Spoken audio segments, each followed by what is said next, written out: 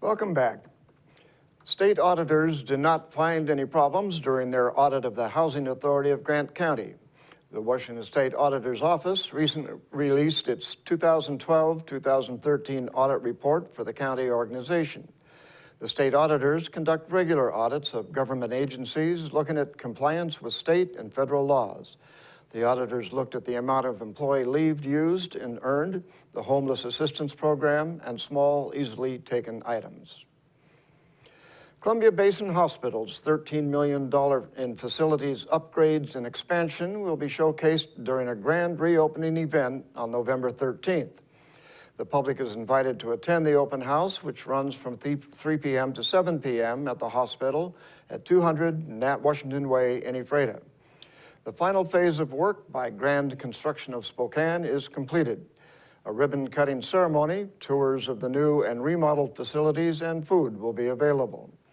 Hospital District voters in 2011 approved a $13 million construction bond sale to finance the renovation and expansion. In Northwest news, voters have passed a measure to expand background checks on gun sales and transfers in Washington State.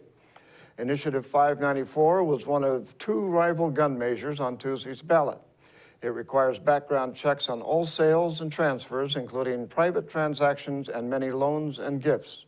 It had especially strong support in King County. The rival measure, Initiative 591, would prevent the state from expanding checks beyond the national standard. It was trailing statewide.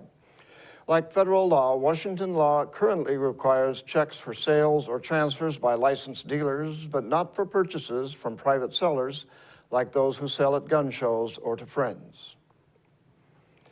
A sled dog in Idaho is learning to adapt after going blind 6 months ago. Luke Jones introduces us to Belle, who continues to lead the pack despite the setback. Are you ready to pull the sled? At almost 7 years old, Belle the sled dog knows no other life. She was our lead dog. Was is key. 6 months ago, Belle went blind, diagnosed with a genetic form of glaucoma. They can't really treat it except to just keep the symptoms at bay. And while for any other dog, that would normally mean the end of sledding, not for Belle. She doesn't seem to know she's blind. Those who know her say she's adapted well to life without eyes, sometimes just the occasional misstep. She'll stop just right close to it and put her head this way, so if she does hit, she hits the top of her head and not her nose. And this year she'll be back in the snow, pulling the sled with the other dogs. She won't be a lead dog.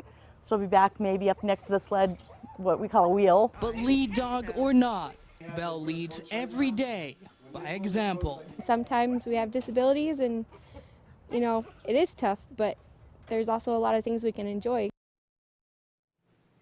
That's going to do it for us here at iFIBER 1 News. We want to thank you for watching, and we'll see you again tomorrow.